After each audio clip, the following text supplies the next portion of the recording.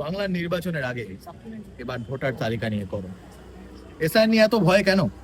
2026 বিধানসভা ইলেকশনের আগে বাংলায় এসআইআর বা স্পেশাল ইন্টেন্সিভ রিভিশন নিয়ে শুরু হয়েছে বড় জোরে চর্চা। এই এসআইআর নির্বাচন করানোর জন্য একটি খুবই সাধারণ প্রক্রিয়া, এবং এই এসআইআর এর মূলত কাজ কিছু ডুপ্লিকেট নাম বাদ দেওয়া, মারা যাওয়ার ব্যক্তির নাম বাদ দেওয়া এবং নতুন কিছু এন্ট্রি যুক্ত করা।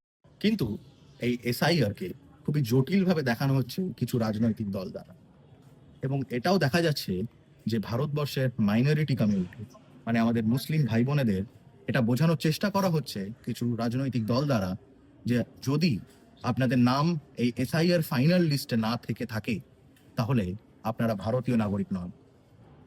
কি চেষ্টা করছেন, কি বলার চেষ্টা করছেন এই রাজনৈতিক দল? এই সিটিজেনশিপ বা নাগরিকতা এটার সাথে কেন মেলাতে চাইছেন তারা এই এসআইআর কে? কিন্তু মজার বিষয় যে এসআইআর এর সাথে নাগরিকত্বর কোনো মিল নেই, সেই ইস্যুটাকে উঠিয়েই কিন্তু আন্দোলন করছেন কিছু রাজনৈতিক দল।